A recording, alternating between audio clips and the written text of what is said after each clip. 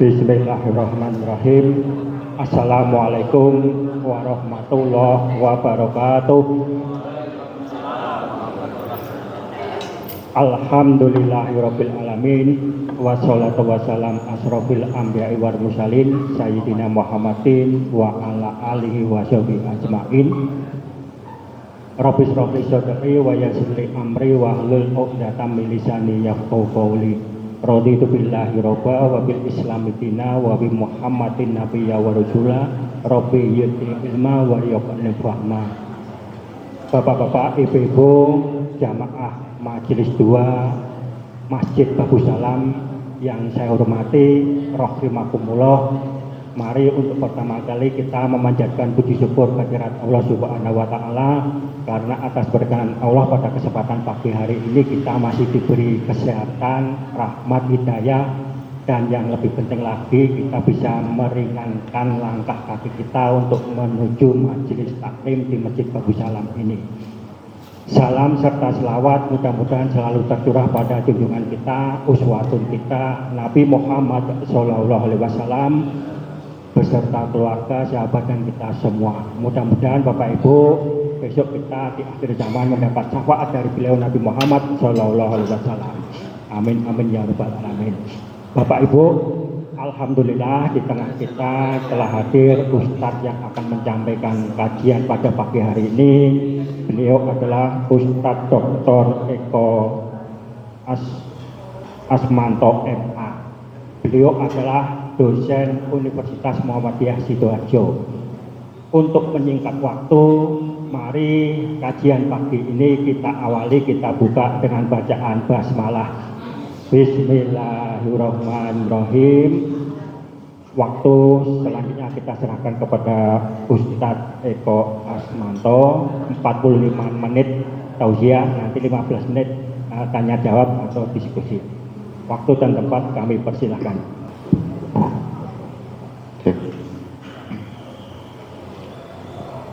Bismillahirrahmanirrahim. Assalamualaikum warahmatullahi wabarakatuh. Alhamdulillah rabbil alamin, arrahmanir rahim, maliki yaumiddin, iyyaka na'budu wa iyyaka nasta'in, ihdinas siratal mustaqim, siratal ladzina an'amta 'alaihim ghairil maghdubi 'alaihim waladdallin.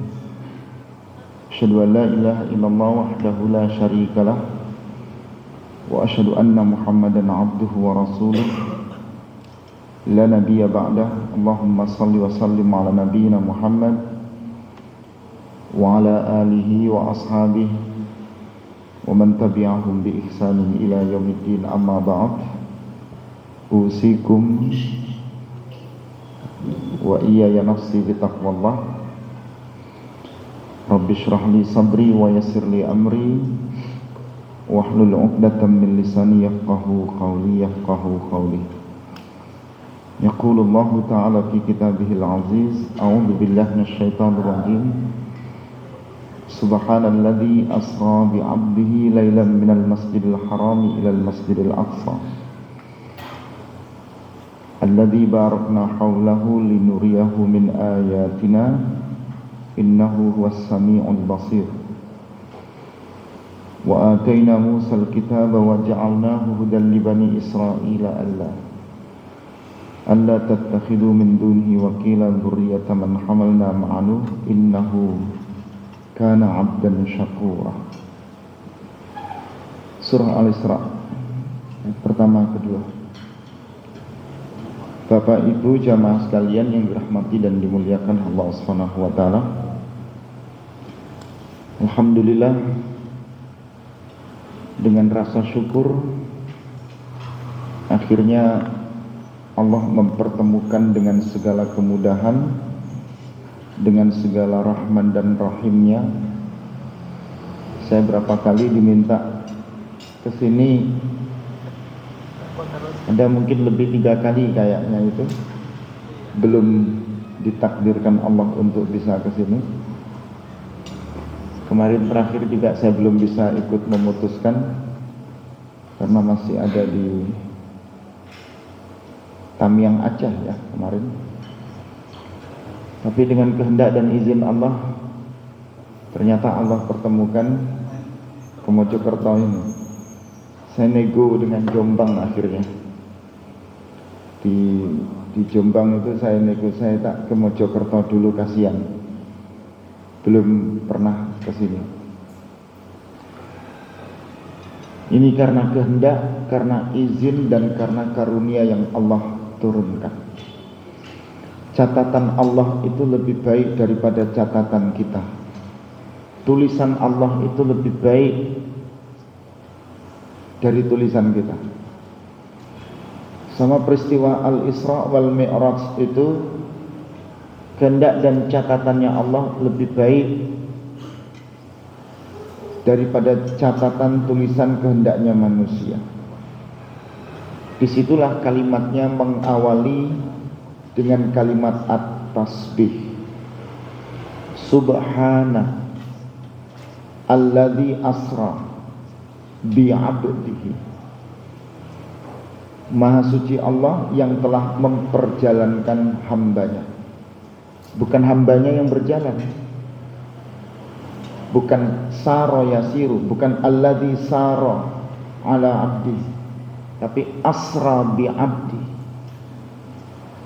Berkembang kalimat itu menjadi as-sayr, perjalanan, as-sayyarah, alat yang kita pakai untuk berjalan.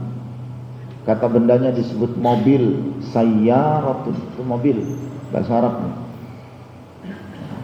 Asra, ada yang memperjalankan. Maha suci Allah yang telah memperjalankan hambanya. Ada bukti kebesaran, ada kuasa, ada tanda, ada ayat yang di situ menerangkan kepada kita sebagai hamba yang tidak memiliki pilihan dengan ketentuan apapun yang telah ditentukan Allah. Yang maknanya pada mengagungkan, memuliakan, membesarkan, mensucikan. Siapa hari ini yang tidak punya masalah? Siapa hari ini yang tidak punya rasa susah? Siapa hari ini yang tidak punya rasa sulit? Resepnya yang pertama itu cuma mengagungkan Allah, mensucikan Allah, memuliakan Allah. Maka diawali dengan at-tasbih. Subhana, maha suci Allah. Ada makna at-taqdis, mensucikan. Kenapa rumah itu disebut dengan rumah yang disucikan atau rumah yang dipakai untuk tempat mensucikan? Maka disebut Baitul Maqdis. Ada qadasa, ada qaddasa yuqaddisu. Di situ tempat yang membersihkan, tempat yang mensucikan.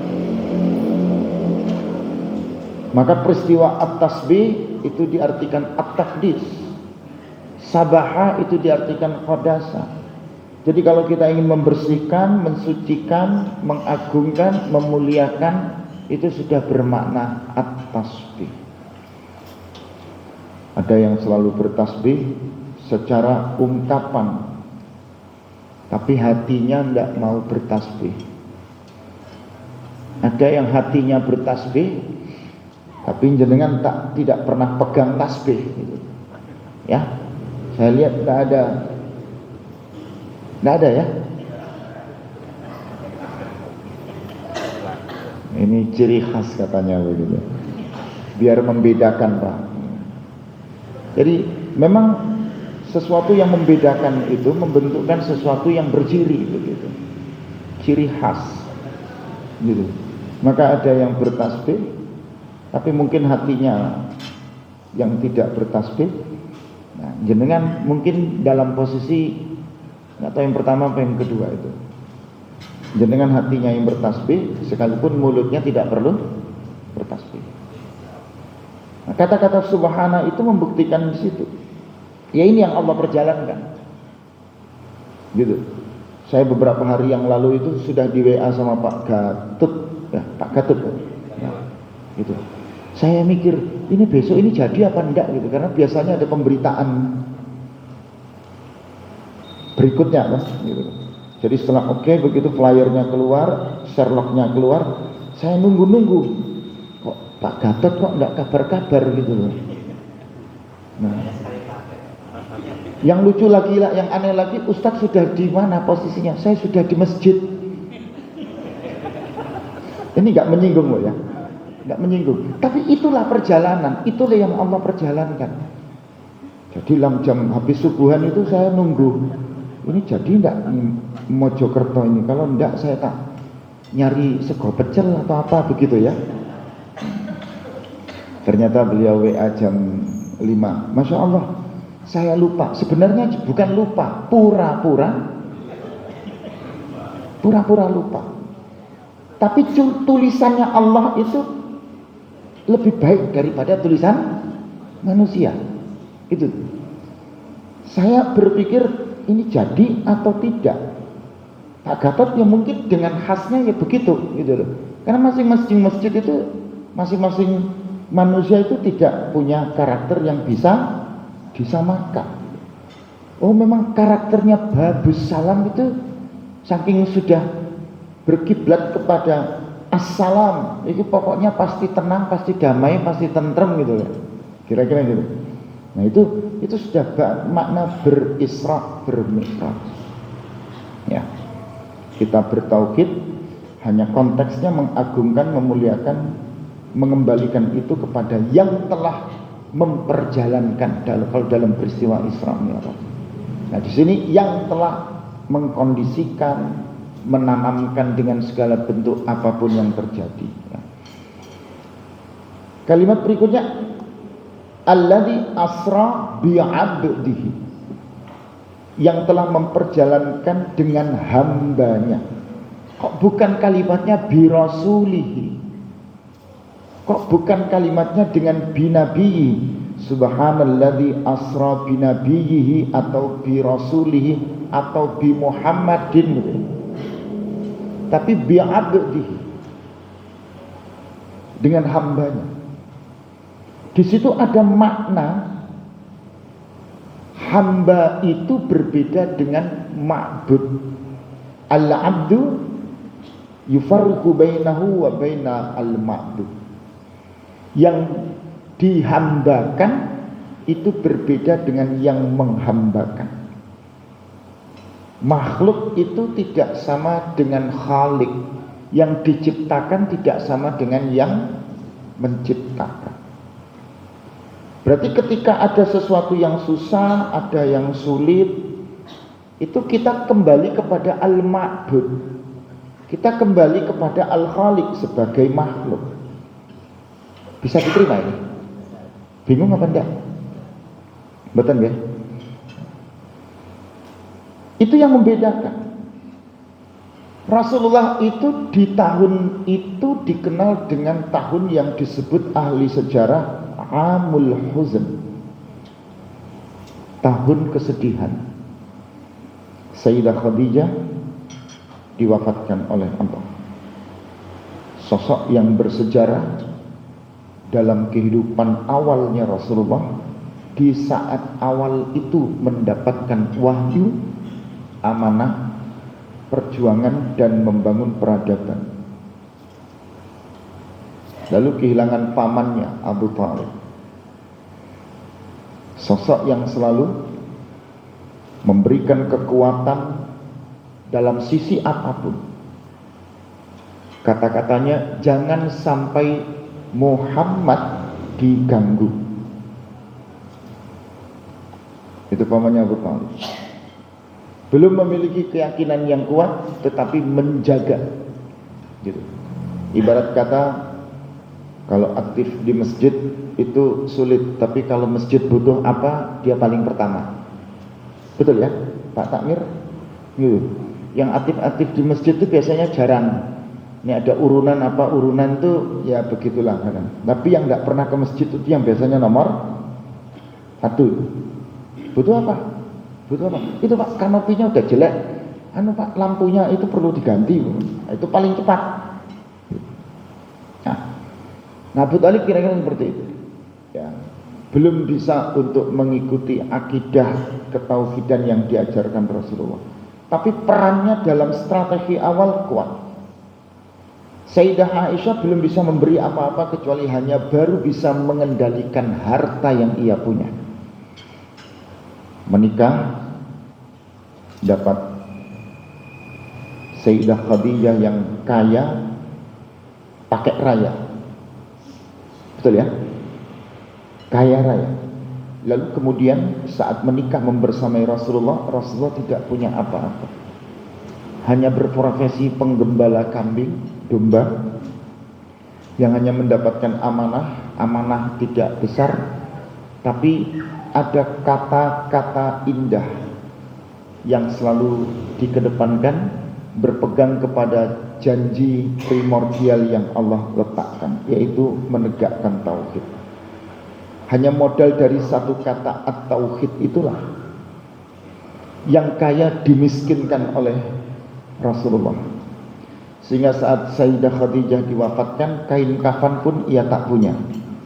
Maka Rasulullah memberikan serbannya untuk penutup yang difungsikan sebagai kafan. Sekarang bapak ibu menikah dengan ibu, bu, ibu dinikahi oleh bapak, ibu punya uang, bapak tidak punya uang. Saya pastikan gaya hidupnya bisa jadi mengikuti ibu apa bapak? Gak berani jujur kan? Sekarang bapak tanya. Bapak menikah dengan ibu, ibu itu punya apa? Bapak itu tidak punya apa-apa. Pak Gatot senyum-senyum kayaknya begitu kayaknya gitu ya. Ya, jadi ya sekarang karena ibu yang punya, ibu yang enak, ya. Ibu ini sebagai istri dibuat hidupnya ndak enak. Ikut bapak itu bukan tambah enak, tambah ndak enak. Enaknya cuman karena lebih dekat kepada Allah. Ayo. Nah, sekarang saya balik dalam fenomena pada umumnya. Saya punya binaan imam-imam yang jadi imam-imam itu kan rata-rata belum menikah. Kalau Ramadan itu saya membina hampir 30 imam, dikirim-kirim ke masjid-masjid yang membutuhkan imam, biar masjidnya tidak repot untuk mendanai imam-imam ini. Itu kan belum pada nikah. Saya tanya, kok tidak nikah? Belum ada yang mau, Ustaz. Itu saya tunjuk jamaah yang kira-kira ini yang laki-lakinya tidak punya, dicarikan yang punya. Ibu bapaknya itu lalu bertanya, nanti anak saya kerja apa, Ustaz? Nanti anak saya makan apa, Ustaz? Nanti hidup anak saya tinggal di mana, Ustaz? Lah penghasilannya cuma sebagai, Bu, penghasilannya hanya sebagai, saya katakan Allah Maha Segala. Catatan Allah lebih baik karena menikah ini mengikuti kehendak baiknya. Yang dilihat ad-din, kepemimpinannya karena agamanya, ibadahnya karena agamanya, semuanya karena agama. Gitu ya, semuanya karena agama. Tapi kalau saya hadirkan ke depan bapak ibu kayak begini, ini ada imam baik, bacaannya enak dan bla bla bla bla bla, monggo, tidak ada yang mau. Lalu kita ini bermuhammadiyah atau kita ini beraisyah, ini yang diikuti apa? Usikum wa iya nafsi bitaqwallah. Ada HPT, Himpunan Putusan Tarjih, ada PHIWM, Pedoman Hidup Islami Warga Muhammadiyah. Itu yang diikuti jadi apa gitu? Betul ya? Betul ya? Nah, kita ini berisra tapi tidak bermi'raj nanti. Isra itu minal Masjidil Haram il Masjidil Aqsa. Mi'raj itu dari Masjid Aqsa ke Sidratul Muntaha. Isra'nya kita bagus, tapi kita tidak pernah mau mi'raj, tidak mau ke Al-Ma'arij. Ada surat Al-Ma'arij yang tempatnya tinggi. Al-Uruj itu selalu di atas itu. Tandon itu kan di atas, Pak. Kalau di bawah itu kan tidak disebut tandon itu. Itu sumur namanya. Disebut tandon dia di atas. Jadi keran dibuka keluar air ini dari tandon aira itu al-iraj atau al-uruj. Disebut mi'raj itu naik ke atas. Kenapa itu terjadi? Karena menenangkan hati Rasulullah, menghibur Rasulullah, memperjalankan Rasulullah. Bahasa kita piknik apa rekreasi atau tadabbur alam apalah namanya pokoknya. Intinya itu. Tapi kan baliknya kepada Allah. Baliknya itu kepada Allah. Semua yang terjadi dalam kehidupan Rasulullah itu memberikan arti, memberikan makna, memberikan karakter, membuat kepribadian. Itu yang tidak mudah. Maka perjalanan bukan sekedar perjalanan. Yang mendengarkan tentang perjalanan pun yang ada cuma sami'na wa ata'na. Abu Bakar siap, kira gitu ya. Tadi malam aku diperjalankan Allah dari Masjidil Haram, Makkah Al-Mukarramah menuju Baitul Maqdis, Yerusalem, Palestina. Dan setelah itu naik ke Sidratul Muntaha, di Arsy itu kan, mana? Gitu. Saya dijalankan, dihibur. Gitu. Hanya satu malam. Zahaban wa iyaban, pulang pergi, PP. Itu kalau kita hari ini langsung ditanya, naik apa? Jalan dengan malaikat Jibril itu, malaikat Jibril bentuknya kayak apa? Bajunya seperti apa? Parfumnya apa? Baunya? Pesawatnya bagaimana itu? Manusia itu kayak Bani Israel, kebanyakan tanya.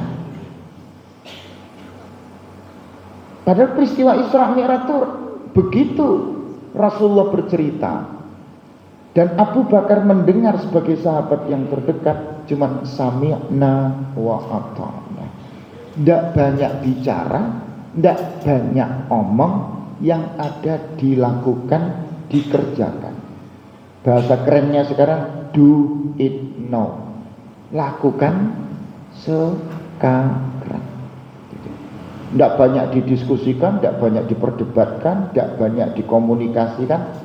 Intinya dikerjakan, selesai. Anak hari ini, generasi hari ini, enggak, Bu, Pak, generasi Gen Z ini susah. Kalau enggak jenengan dampingi, jenengan ikuti, ya, jenengan arahkan, ditunggui terus. Berarti ada krisis akidah, krisis keyakinan. Kenapa demikian? Yaitu tadi, mungkin mi'rajnya ada salah hubungan pada vertikal. Jadi Isra itu horizontal, ya kan? Dari Masjidil Haram ke Masjid Al-Aqsa, ini kan horizontal ini. Muamalahnya duniawi antar sesama manusia. Mi'raj itu Al-Aqsa menuju Sidratul Muntaha. Ini Al-Aqsa. Ini vertikal. Hubungannya kepada Allah. Berarti krisisnya pada tauhid, ya, krisisnya pada tauhid berdampak kepada ubudiyahnya. Sehingga mental yang diganggu. Nah, pertanyaannya, sebagai generasi yang hari ini kita dicatatkan oleh Allah dengan sejarah peristiwa Isra dan Mi'raj, Rasulullah diajarkan untuk membangkitkan semangat.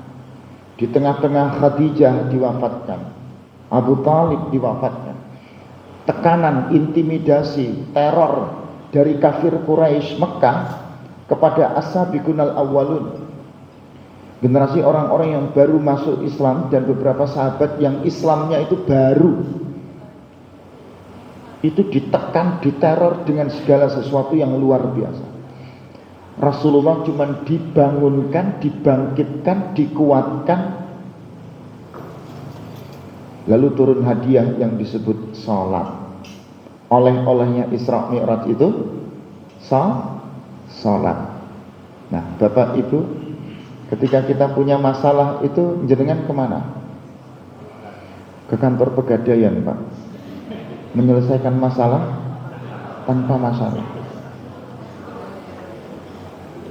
Ayo, kalau tidak percaya, sehebat-hebatnya kita ini sebagai manusia, punya masalah terus kita kemana? Gitu.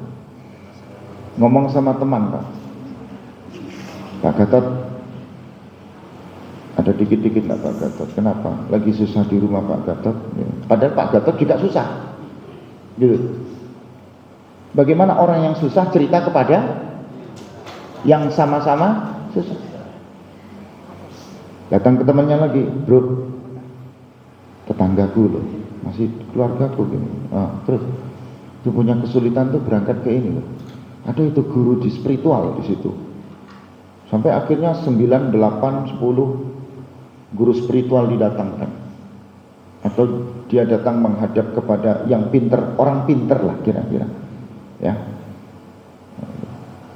Orang pinter yang didatangi ini juga sebenarnya nggak pinter-pinter banget.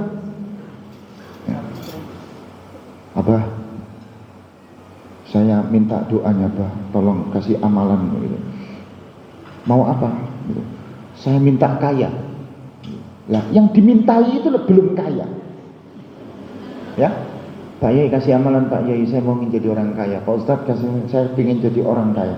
Loh, ini yang dimintai doa itu belum kaya, belum cukup. Tolong kasih saya doa biar saya sehat, bisa ini kembali gini. Lah, yang dimintai doa ini dalam keadaan mungkin tidak sehat. Katanya ada jamu yang air putihnya diapain, disebul-sebul, itu ya, atau ditaruh di tangannya, dipukul-pukul, ini kan krisis bertauhid. Yang dagang, yang jualan juga begitu, suruh tabur-tabur apa, bawang putih kah, jerami yang pertama kali dipanen kah, macem-macem, apalagi Mojokerto ini, gitu ya. Animisme, dinamismenya, abanganismenya, ada abang ada adik kan, abanganismenya, adikanismenya itu kan banyak ya, gitu. Sehingga di mana kekuatan kita kembali kepada Allah di ubudiyah ini? Padahal Rasulullah diajarkan oleh Allah, peristiwa Isra Mi'raj itu diturunkan hadiahnya sholat. Berarti di tengah-tengah susahnya, di tengah-tengah tekanan, di tengah-tengah musibah karena kehilangan Sayyidah Khadijah dan pamannya Abu Talib, dikasih hadiah sholat. Jelas? Nah, Bapak Ibu, kemana hari ini ketika kita punya masalah? Belum tentu sholat. Dan kisah itu dari masjid ke masjid, dari Al-Haram ke Al-Aqsa, dari minal masjidil harami ilal masjidil aqsa alladhi barakna hawla. Masjid itu mendatangkan berkah. Masjid itu milik Allah yang mengagungkan, memuliakan, yang menghidupkan, mentakmirkan, mengimarahkan. Itu pasti diagungkan Allah, pasti dimuliakan Allah. Kalau kita belum bisa di situ, berarti kita ini masih krisis dalam bertauhid. Isra Mi'raj itu tonggak peradaban. Tonggak peradaban. Awal-awal masih membersamai Sayyidah Khadijah. Awal-awal bagaimana peran Abu Talib menyelamatkan, sekalipun Abu Talib belum bisa mengikuti apa yang diajarkan. Itu masih sangat berat. Peristiwa terjadi di kota Mekah, belum ada Masjid Nabawi, karena belum terjadi peristiwa yang dikenal dengan peristiwa hijrah. Allah sudah mengajarkan Rasulullah resepnya dengan ibadah salat. As-salatu imaduddin, salat itu tiang agama. Diajarkan dalam beberapa athar, dalam beberapa hadis Rasul, man aqama as-salata faqad aqamad-din wa man taraka as-salata faqad hadamad-din. Siapa yang menegakkan ibadah salat, maka dia sudah menegakkan agama Allah. Siapa yang meninggalkan salat, maka dia menghancurkan agama Allah. Itu kan sederhana. Menjaga sholat. Yang ditakutkan oleh sekian banyak golongan orang-orang yang tidak beriman itu ketika umat Islam mengagungkan, membesarkan rumahnya Allah dengan ibadah sholat. Bapak Ibu mau proses apa sih di negeri ini? Merubah ekonomi, politik, budaya. Yang Bapak Ibu ingin ubah, ini ubah di masjid dengan peradaban sholat. Pernah nggak berpikir kita ini ada berapa safnya ini?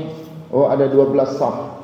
Jadi setiap sholat 5 waktu, saf di dalam ini penuh terus sampai keluar. Jadi seperti itulah sholat Jumat, seperti itulah sholat Idul Fitri, Idul Adha, seperti itulah sholat fardu 5 waktu. Ketika sholat fardu ini tidak seperti sholat Jumat, ketika sholat fardu ini tidak seperti sholat Idul Adha, Idul Fitri, jangan mimpi peradaban Islam itu akan muncul. Islamnya tidak pernah kalah, Islam tidak pernah mundur. Yang mundur manusianya. Ini abad kemunduran Islam dalam buku sejarah ya. Bapak Ibu lihat itu. Abad kemunduran Islam. Salah. Islam tidak pernah mundur, bro. Islam itu tetap ya Islam. Ya'lu wa la yu'la alaih. Yang mundur tuh manusianya. Yang mundur tuh orangnya, penggeraknya. Jenengan bermuhammadiyah, jenengan ber-NU. Lalu jenengan salahkan Muhammadiyah atau salahkan NU. NU Muhammadiyah itu tidak salah, Bapak Ibu, tidak salah. Saya ke perpustakaan QIDLV, riset perpustakaan 7 lantai, 2 lantai di atas bumi, 5 lantai di bawah. QIDLV, Leiden, Belanda. Riset saya di sana. Karena yang pertama kali menjajah itu, yang paling lama, yaitu dijajah Belanda itu yang tidak pinter-pinter. Pasti dijajah Belanda itu, ya bodoh, betul ya? Jadi kita ini bodoh tapi tidak merasa bodoh, ya? Apa itu jadinya itu? Jadi orang kita ini karena bodoh tidak merasa bodoh, akhirnya gaya pinter disebut keminter. Kita ini tidak kaya, tapi kita ini miskin, tapi berlagak kaya. Di Belanda itu mobil keren-keren yang harganya di sini 3-4-5 M, Pak. Itu mangkrak pinggir jalan karena tidak ada parkir. Satu rumah itu satu tempat saja parkir mobilnya. Di negeri kita, apa itu? Dikhususkan tempatnya. Kalau kita ini sudah kaya, berarti kita ini tidak butuh kekayaan. Disebut al-ghaniyyu, yang kaya, orang yang kaya. Al-mughni, pribadi yang kaya. Itu ghaniya itu artinya ma'ihtajabi. Orang yang sudah tidak butuh, itulah yang kaya versinya Allah, menurut Allah.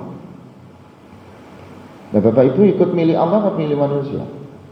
Disebut fakir itu ihtajabihi, faqara. Ini orang fakir, Pak, ini orang kaya. Jenengan profesinya apa? Kula marbot, Pak.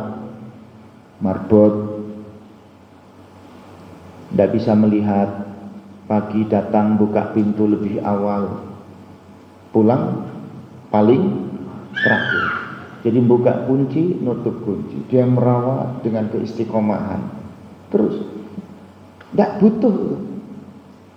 Ditawari apa, buka warung ini, buka itu, tidak mau. Saya tak di masjid saja. Itu orang ghani menurut Allah, orang kaya. Kayak Bilal itu. Bilal pasca Rasulullah diwafatkan kan ditawari apa itu Bilal itu? Sama Abdurrahman bin Auf, ditawari gubernur ditolak, ditawari wazir sebagai menteri ditolak. Jawabannya apa? Aku sudah dijanjikan oleh Rasulullah nanti masuk surga. Lah, hierarkinya itu apa itu? Sanatnya marbot itu ya ke Bilal itu. Itu kaya itu, udah nggak butuh. Tapi kalau jenengan masih berangkat pakai berangkat ke kantor pakai yang ini. Jadi mobilnya itu ada yang khusus ke pasar, ada yang khusus ngaji, ada yang khusus antar jemput anak, khusus itu namanya masih miskin, masih fakir. Nah ini harus dibedakan. Semua konteks itu hanya bisa terjawab ketika vertikal kita meningkat, mi'raj kita, ubudiyah kita. Nah, mari coba dari 3 perkara ini kita selesaikan, ya. Karena kalau lebih dari 3 perkara saya nanti diprotes. Ini sudah 45. Nah, ya. Saya pikir di sini pasti banyak masalah. Saking banyaknya masalah, itu bisa jadi tidak ada pertanyaan. Saking banyaknya, atau saking salahnya jenengan tuh tidak bisa ngomong. Saking banyaknya. Nah ini nanti dilihat 15 menit ada yang tanya apa enggak. Karena rumusnya kan itu tadi. Kalau kita punya masalah, punya kesusahan, itu cuma jawabannya sholat. Karena kisah ini Isra Mi'raj yang ditemukan masjid. Jadi peradaban itu adanya di masjid. Peradaban itu dibangun, ketenangan itu dibangun, ketentraman itu dibangun, semuanya masjid. Kiblat kita umat Islam ya masjid, Masjidil Haram, Masjid Nabawi. Ibadah kita pada rukun Islam yang paling tinggi, ibadah haji, itu juga ke masjid, Masjidil Haram, Masjid Nabawi, Madinah Munawwarah. Kan begitu. Nggak ada lagi. Mau cari apa hidup ini? Mau ngumpulin apa? Mau apa di hidup ini? Nggak ada. Ya masjid. Nah sekarang coba hati-hati. Takmir masjid, rapat-rapat enggak di masjid. Hati-hati. Villa. Aduh, nggak salah dengar saya ini gitu ya. Hati-hati. Ya Masjid Babus Salam ini kan mesti kayak begini. Coba masjidnya Babus Salam ini bau besar sekali. Dibangun dengan angka 35 M. Sampai disitu Islamic Center Babus Salam. Rapat bisa jadi takmirnya sudah tidak di masjid. Usikum wa ya nafsi bitaqwallah. Hati-hati. Nah, akhirnya ya beginilah. Peradaban ini beginilah. Ya. Meskipun ada yang bisik-bisik atau ada yang kita takmir diajak rapat di masjid sekarang tidak mau Pak, terus kemana? Sego bebek. Rapat takmir di mana? Sego bebek, rumah makan Padang. Hati-hati Bapak Ibu, hati-hati. Ya, nah ini yang melukai. Ya, ini yang menjadi kita ini pasti ada yang salah. Masalah itu muncul, pasti ada yang salah. Terjadi muskilatus syar, muskilatul qadiyah. Adanya satu perkara itu muncul. Kalau ini ada sebab, pasti akan ada akibat. Hukum kausalitas. Sebab, akibat. Kenapa ada gaya? Karena ada tekanan. Makanya Bapak Ibu biar nggak banyak tekanan, jangan banyak bergaya, gitu. Kan gitu Bu ya? Jangan banyak gaya, jangan bergaya, gitu. Kan nanti penuh dengan tekanan. Itu kan hukumnya. Nah, kenapa Allah tuh kasih ujian sama kita? Diuji anak, diuji mantu, diuji besan, diuji tetangga, diuji kerabat, diuji orang tua. Bapak Ibu bermuhasabah, bukan curhat. Kalau datang ke ustadz, minta doa, minta pertimbangan, minta itu, minta ini, minta macam-macam, ketemu, sama-sama punya masalah. Itu yang tadi kami sebut, kenapa sama-sama punya masalah, sama-sama bermasalah, akhirnya tidak ada masalah yang terselesaikan. Dokter jantung yang meninggalnya ya jantung. Dokter paru-paru meninggalnya juga karena kena paru-paru. Saya punya penggerak itu di pondok. Dulu saya pernah tinggal di Pondok Jati Sidoarjo itu. Itu dokter jantung menggerakkan masjid Pak. Beliau yang pasang AC-nya saya Ustaz. Ini pokoknya gampang lah gitu ya. Karena saya bilang jangan sampai rumahnya Allah itu lebih baik daripada rumah kita. Ternyata beliau ngomong, Ustaz, rumah saya lebih lebar daripada rumahnya Allah. Tambah kalau begitu Pak. Akhirnya masjidnya ditambah sampingnya, jadi klinik gitu. Jangan sampai tempat praktek kita lebih laris daripada tempat kita, rumahnya Allah. Akhirnya beliau buka praktek gratis gitu. Itu dipanggil Allah, dokter jantung, ya sakitnya juga jantung gitu. Nah, makanya jangan bersandar, jangan bergantung, jangan berkeluh kesah kepada manusia. Betul ya? Termasuk saya. Termasuk kepada saya Bapak Ibu sekalian. Bergantunglah kepada Allah, mintalah kepada Allah, mohonlah kepada Allah. Biar jundun min junudillahi lam taronaha, pasukan-pasukan Allah yang kita tidak tahu, tangan-tangannya Allah itu yang turun ke kita. Ada ayat yadullah fawqa aydihim, tangan Allah itu di atas tangan-tangannya manusia, tangan-tangan kita. Tapi masa yadun diartikan tangan? Kalau kita mengartikan itu tangan Allah, berarti Allah punya tangan. Apa bedanya tangan manusia dengan tangannya Allah? Kan begitu. Jadi begitu, bahaya itu. Maka tidak ada kelompok-kelompok yang mau mengartikan itu dengan yadun. Diartikanlah al-quwah, kekuatan. Diartikanlah al-qudrah, kekuasaan. Diartikanlah al-mamlakah, kepemilikan. Nah, di sini mengajarkan kita, mari peristiwa ini bukan hanya berjalan begitu saja. Ada historis, ada sejarah yang cukup luar biasa mengantarkan kita sebagai umat Islam kembali kepada jalannya Allah. Ya. Monggo, ada pertanyaan? Silakan Ibu, Bapak. Terima kasih Ustaz. Assalamualaikum warahmatullahi wabarakatuh. Ustaz tadi menjelaskan yang terkait dengan peradaban, Ustaz. Sebagaimana yang dijelaskan tadi itu, peradaban situasi dan kondisi dulu dengan sekarang mungkin berbeda, Ustaz. Yang ingin saya tanyakan terkait dengan peradaban yang sejak adanya Nabi Muhammad itu mungkin adanya pada Al-Quran dan Sunnah. Namun bagaimanakah dengan peradaban orang-orang terdahulu sebelum Nabi Muhammad? Apakah juga ada anjuran-anjuran untuk di masjid atau untuk gimana? Itu Ustaz. Terima kasih Ustaz. Assalamualaikum warahmatullahi wabarakatuh. Dinullah wahid wa anbiya'uhum syatta wa syara'uhum mukhtalifah. Agama Allah itu cuma satu, tauhid. Nabinya banyak, syariatnya berbeda-beda. Syariatnya Nabi Ibrahim, syariatnya Nabi Ismail, syariatnya Nabi Yakub, beda dengan syariatnya Nabi Muhammad. Syariatnya, ajarannya sama, tauhid. Zaman Nabi Ibrahim ada haji, Nabi Ismail ada haji, ada. Tapi tidak seperti ibadah haji di zamannya Nabi, umatnya Nabi Muhammad. Gitu. Maka ada gerakan apa itu? Ingkar sunnah. Ngapain ibadah haji capek-capek antri-antri? Haji boleh pakai pakaian bebas. Haji bisa kapan saja. Yang penting jenengan sampai di sini, sampai di sana begitu. Ini gerakan ingkar sunnah, hati-hati. Nah, bagaimana dengan peradaban demikian ini? Peradaban itu terbangun karena ada dasar tauhid.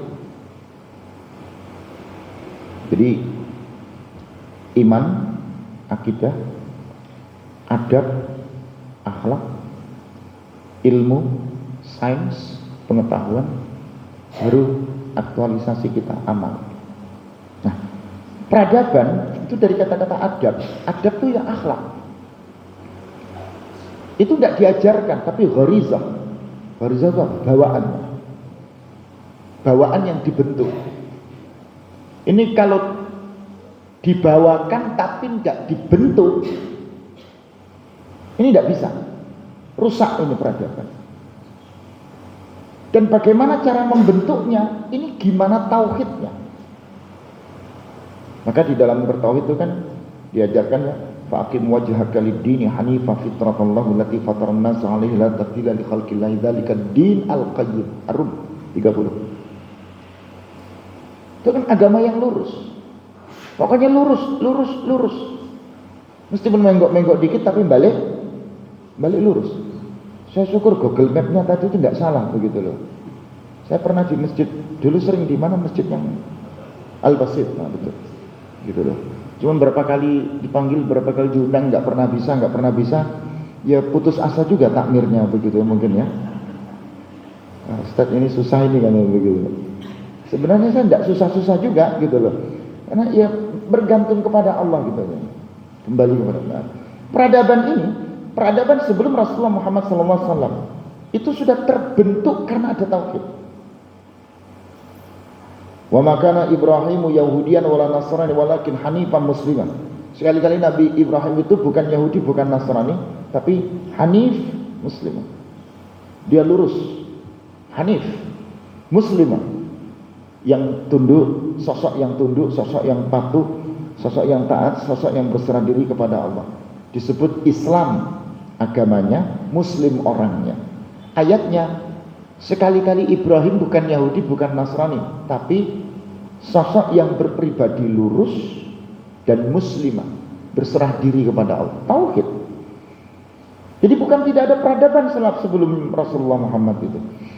Peradaban selalu kuat. Tauhid, gerakannya macam-macam, syariatnya berubah-ubah. Gitu. Ya.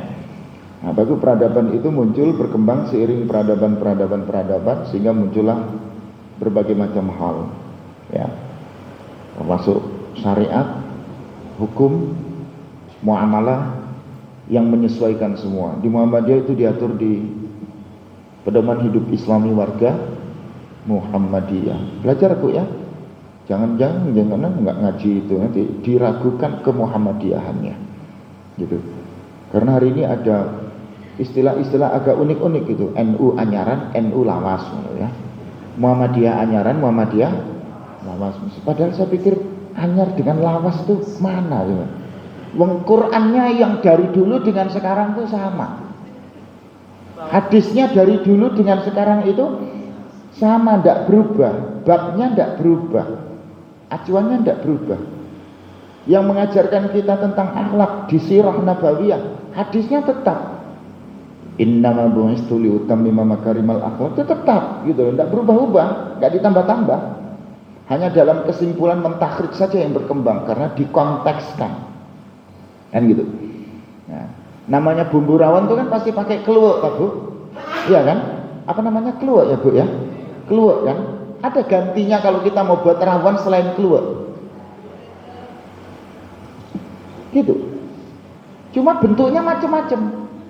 Ada yang enak sekali, ada yang pekat sekali. Bentuknya itu macam-macam. Ada yang dagingnya tipis sekali, kayak triplek itu.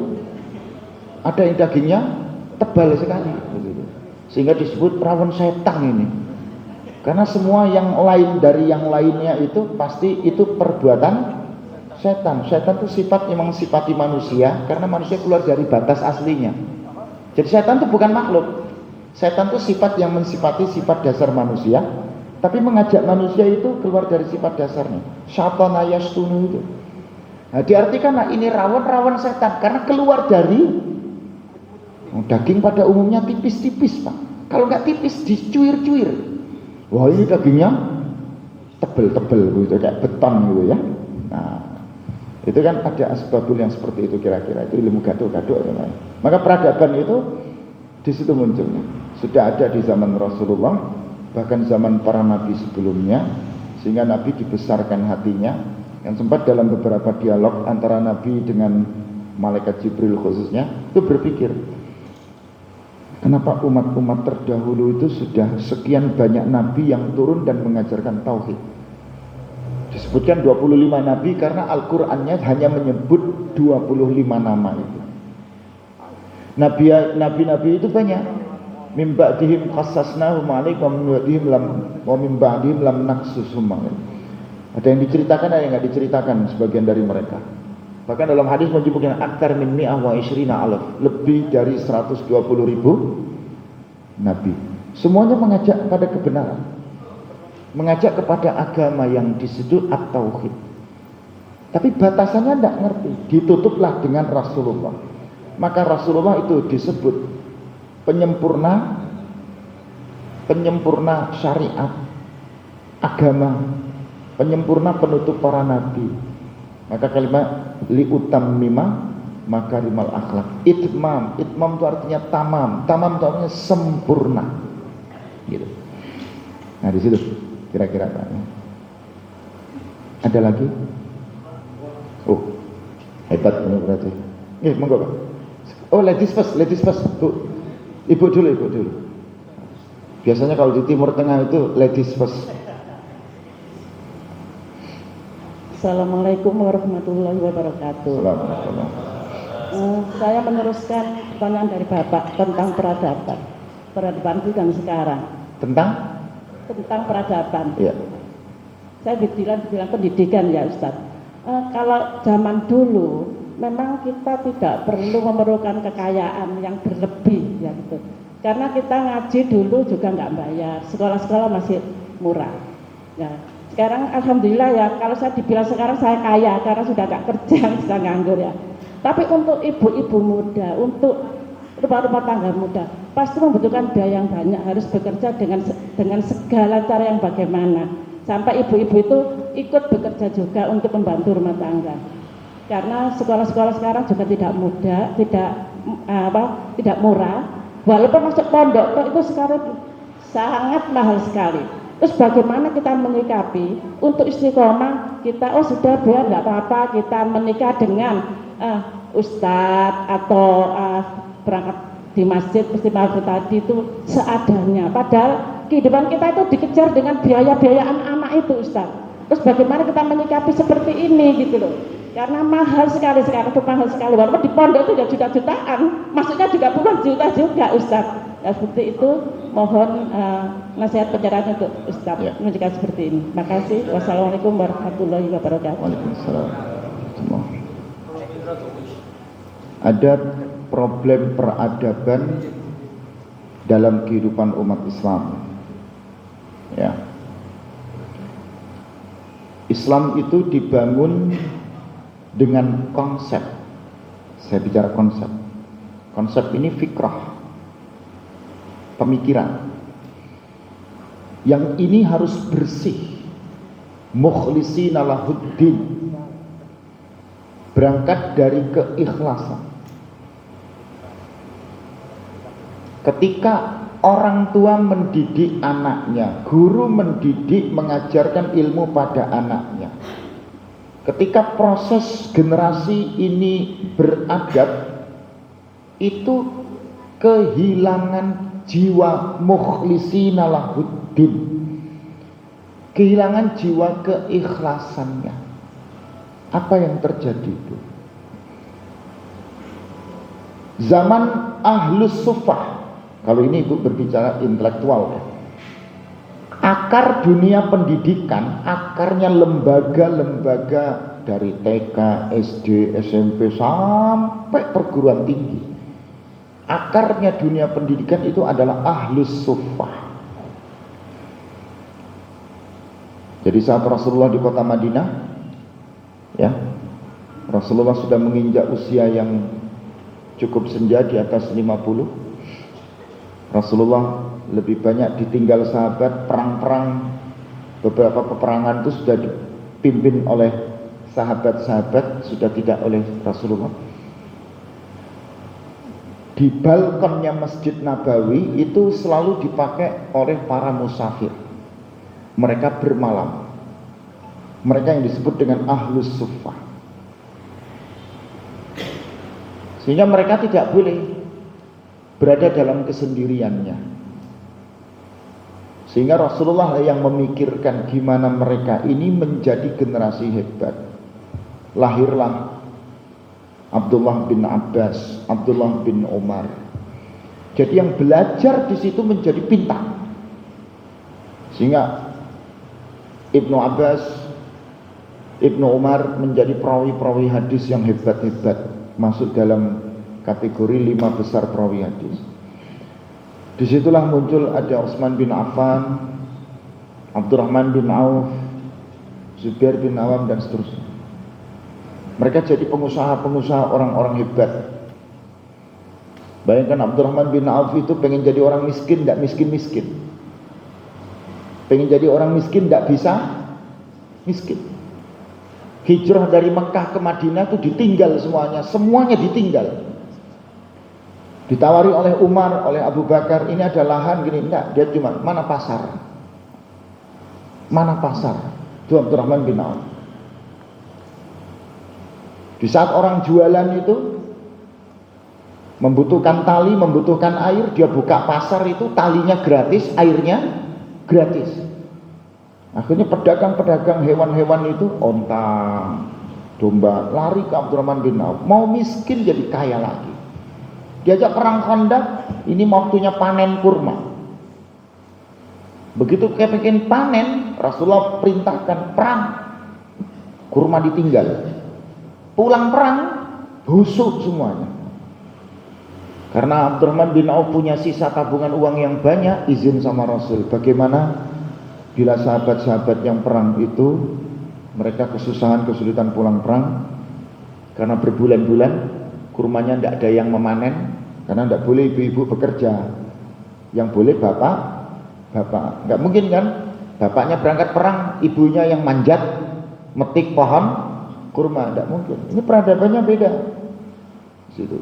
Akhirnya kurma yang busuk ini dibeli dengan harga kurma yang bagus, yang baik. Miskinlah Abdurrahman bin Auf, tidak punya uang, senang bersyukur. Ternyata di Taif ada yang sakit kayak kemarin seperti COVID itu. Penyakit itu mematikan sampai ada isolasi. Daerah Taif itu ditutup karena di situ membawa penyakit menular. Para tabib-tabib itu kumpul semuanya. Lalu memutuskan ini obatnya kurma yang sudah busuk. Kurma yang menumpuk di rumahnya Abdurrahman bin Auf itu dibeli menjadi 10 kali lipat. Muncullah hadis man jaa bil hasanati falahu asyru amthaliha ila sab'imi'ati dhifin. Siapa yang mendatangkan kebaikan dilipat gandakan 10 sampai 700 kali lipat itu. Itu ada. Kenapa hari ini kita ini tuntutan yaitu Bu, karena yang kita pakai otak bukan hati. Jenengan marah kepada anak, tengkar sama istri, ibu marah sama bapak, mbok ya wong ngaca Bu. Masuk ngajak gelut bapak toh, ibu ini perempuan. Bapak juga masak KDRT sama ibu, bukan tandingannya. Masuk laki-laki lawan perempuan. Ini bukan pakai otak, tapi pakai hati. Mendidik hari ini tuh kehilangan hati. Waktu masih belum terkenal, masih murah meriah, mungkin gotong royong. Begitu sudah terkenal, lupa sejarah. Semakin mahal, semakin terkenal. Bahkan pendidikan tuh Bu, Bapak sekolah anaknya di mana begitu? Saya di sini, SPP-nya berapa? 3 juta. Loh, anak saya 4 juta Pak. Semakin mahal tuh semakin bangga. Ini kan ada yang salah. Ada yang salah ini. Gitu. Ya. Wa idza aradna an nuhlika qaryatan amarna mutrafiha fa fasaqu fiha fa haqqa 'alaiha al-qawlu fadammarnaha tadmira. Apa kita ingin ditadmirkan, ingin dihancurkan? Itu. Semua masuk Bu, di pendidikan, masuk semuanya, di kedokteran, di ekonomi masuk. Makanya ada tulisan Muhammad Abduh sama apa itu Muhammad Abduh yang sama Rasyid Ridha itu. Ra'aitul muslimina fil gharbi dunal Islam. Ya. Wa ra'aitul Islam fi syarqi dunal muslimin. Aku melihat Islam itu kayak ada di barat. Islam muslimnya tidak ada. Jadi di barat itu pendidikan gratis, kesehatan gratis, pengangguran dibayar, hidup tenang, tidak ada pelanggaran, alamnya sehat tertata. Barat gitu. Wa ra'aitul muslimina fi syarqi dunal Islam. Tapi begitu melihat dunia timur, hanya kehidupan orang muslim, tapi tidak ada Islam. Ngajinya bab toharah, tapi kamar mandinya pesing lah. Enggak apa badan? Kita ini ngajinya bab fikih, bab toharah, tapi halaman masjidnya kotor, kamar mandinya pesing. Ya, terus kita ngaji toharoh ini untuk apa gitu loh. Di sana itu, di barat itu, enggak pakai ngaji-ngaji itu mereka. Langsung praktek. Itu bagus tuh di dalam Islam diambil kebersihan itu diteliti gini. Coba. Gimana? Kan berat kan? Di sana nggak usah punya manuk, jenengan nggak usah beli manuk, nggak usah. Pokok ke pasar bawa jagung, beli jagung rebus apa jagung mentah, bawa pisang gantung di belakang tempat barbecue itu jemuran gitu. Nah, digantung. Jenengan duduk saja sambil ngopi ya, dilihat jenis-jenis macam-macam burung itu mampir makan. Bahkan kalau pinter jinak gitu dipegang tuh.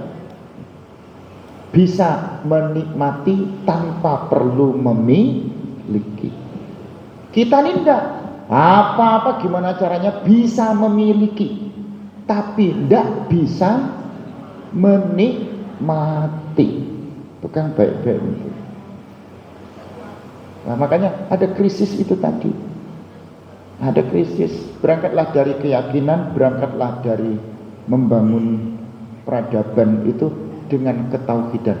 Makanya Imam Malik kan menyebutnya 4 ya. Pegang iman, pegang adab, pegang ilmu, baru amal. Adab ini diberikan sebelum ilmu. Al-adabu qablal ilmi. Gitu Bu. Ya. Satu lagi tadi, monggo.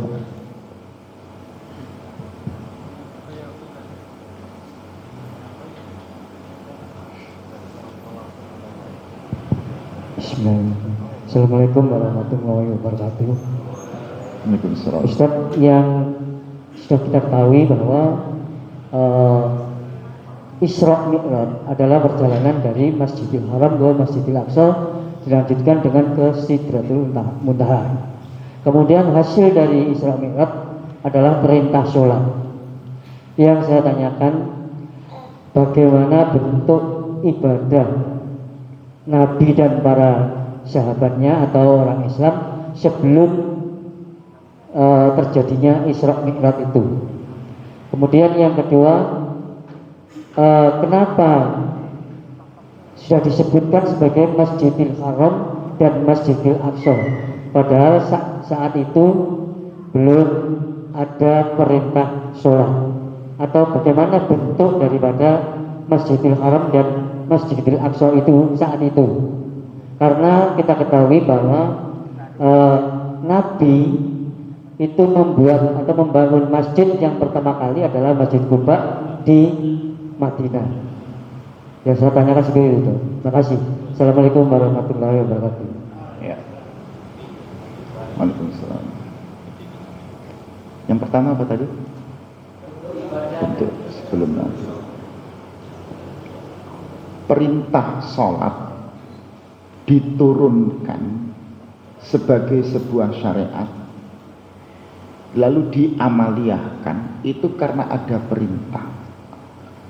Sementara makna perintah ini ada makna khusus, ada yang makna umum. Ya. Ada yang maknanya mutlak, ada yang maknanya muqayyad. Ada yang mujmal, ya. Ada yang mukhassas, detail dan khusus. Nah, sebelum ada perintah, tidak mungkin ini diajarkan sebagai sebuah syariat. Saya ulangi, sebelum ini menjadi satu perintah, maka tidak mungkin ini menjadi syariat. Karena untuk menjadi syariat itu dasarnya adalah perintah. Ya, al-umuru bimaqasidiha. Setiap perkara itu pasti ada maksud, ada tujuannya. Nah, ketika ini ada satu perkara untuk diselesaikan, kalau ini dalam perintah ibadah, berarti harus ada perintahnya. Tidak ada perintah, tidak bisa disebut syariat. Gitu. Nah, apakah bentuk yang dilakukan Rasulullah sebelum adanya perintah sholat itu disebut syariat? Rasulullah itu sholat sebelum ada Isra Mi'raj. Jumlahnya bla bla bla bla bla bla gitu. Cuma karena belum ada perintah, maka ini tidak bisa disebut syariat. Yang disebut setelah perintah ini diperintahkan, maka muncul kalimat sallu kama ra'aitumuni usalli. Muncul perintah-perintah di ayat-ayat Al-Quran yang berhubungan dengan syariat pada bab sholat. Jadi tidak ada yang bisa tahu sebelum ada perintah sholat, sholatnya Rasul itu seperti apa, tidak ada yang diangkat. Tapi ketika pertanyaannya, apakah Rasulullah itu sholat sebelum perintah sholat itu diperintahkan? Jawabannya iya. Iya sholat. Kaifa sholatu wa kaifiyatu as-sholat. Tidak bisa ada yang menjawab, karena belum ada syariat yang memerintahkan itu. Maka kan jenengan kan tidak bisa mengikuti sesuatu ketika tidak ada perintah. Tidak bisa melakukan sesuatu kalau tidak ada dasar hukumnya. Pak, Bapak berangkat, saya berangkat ini dasarnya apa? Perintah ketua takmir. Mana perintahnya? Ini Pak. Oh, jelas ini. Nah, tidak mungkin kita berangkat, tidak mungkin kita melangkah kalau tidak ada dasar, yaitu perintah itu tadi. Nah, apa yang terhubung dengan tahwilul qiblah? Semua nabi itu melaksanakan syariat. Maka tadi saya awali, dinullahu wahid, agama itu satu, tauhid, anbiya'uhum syatta, nabinya banyak, syara'i'uhum mukhtalifah, syariatnya berubah-ubah, berbeda-beda.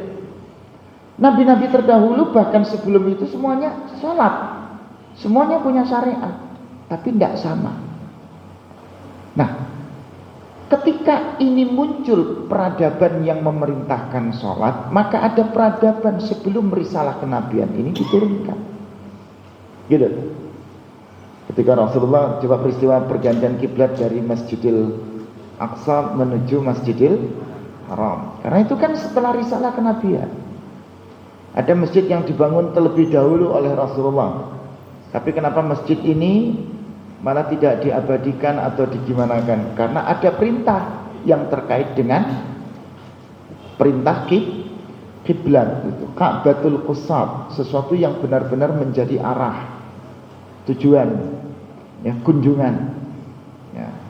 Disitulah peradaban meletakkan kepada kita satu peristiwa yang itu menandakan bukan hanya fakta sejarah, tapi fakta akidah yang diikuti dengan ubudiyah. Maka di mana-mana setiap ada akidah pasti ada ubudiyahnya. Kalau ada keyakinan pasti ada apa itu? Pelaksanaan ibadahnya. Nah, nggak ada keyakinan yang tidak membawa syariat ibadah. Orang Hindu sholat, iya, karena dia punya akidah. Orang Buddha sembahyang, sholat, iya, punya akidah. Muslim sholat, sembahyang, iya. Hanya berbeda saja, jangan pakai istilah sembahyang karena itu Sang Hyang Widiwasa. Jangan pakai istilah itu karena sholatnya tidak sama. Tapi kan intinya ada sholatnya, ada puasanya, ada ibadah Ka'batul Qusabnya, kayak ibadah haji, ada mereka, gitu. Ada muskilatus syar, the problem of evil, ada semuanya. Cuma yang kita ikuti yang ada legitimasinya, ada aturan dan syariat. Makanya untuk benar-benar susah juga Pak, gitu, susah untuk mengikuti, sulit. Kalau kita menggunakan ibadah kayak ibadahnya pakainya Rasulullah itu tidak ada jahitannya, kayak ihram gitu. Kalau kita harus menutup kepala, sementara kepala kita ini ditutup dengan tidak ditutup, itu ada fungsinya. Kalau nggak ada rambutnya begini, nggak perlu ditutup. Cuman kalau ngaji nggak pakai tutup kepala, kok ya pantas gitu kan? Kan? Makanya ditutup. Kalau pakai tutupnya ini yang namanya kolang suah disamakan seperti yang Rasulullah dengan nyunah begitu, itu betulnya imamah, udeng-udeng. Masuk mau sholat lingkar-lingkar begini, sibuk Pak, keburu masbuk itu nanti. Nah, di situ muncul hal-hal yang kira-kira tidak menyusahkan, jangan dibuat susah. Yang susah jangan dimudahkan. Gitu Pak kira-kira.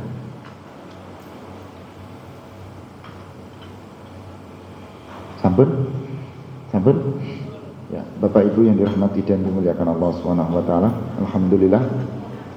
Semoga ini bermanfaat. Saya mohon maaf tidak bisa pakai bahasa Jawa, Pak, karena namanya Eko, tapi aslinya Pontianak, Kalimantan Barat. Saya ini hijrah minal muhajirin, ya, jenengan yang ansor, di mana-mana yang bergerak, yang menggerakkan itu ya muhajirin, Pak. Jadi ya lahir saya di Pontianak, jadi orang ngomong bahasa Jawa itu saya paham, tapi saya tidak bisa ngomongnya, Pak. Gitu, paham tidak bisa bicara. Makanya mohon dimaafkan ini, barangkali ada yang kurang pas, tidak menggunakan istilah-istilah yang Jawawisme ya. Gitu. Jadi mudah-mudahan Allah memberkahi, Allah tetap memberikan lindungan dan memberikan segala rahman rahimnya untuk kita semua. Semoga keberkahan itu membawa satu dampak positif untuk kita. Peristiwa Isra Mi'raj yang kita kaji memberikan satu kemuliaan dalam membangun kehidupan di masyarakat kita yang masyarakat madani. Ihdinas siratal mustaqim, siratal ladzina an'amta 'alaihim ghairil maghdubi 'alaihim waladdallin. Wa akhiru da'wakum subhanakallahumma wa bihamdik, asyhadu an la ilaha illa anta astaghfiruka wa atubu ilaik. Billahi fi sabilil haq. Nasrullah fatun qarib wa basyiril mu'minin. Wassalamualaikum warahmatullahi wabarakatuh.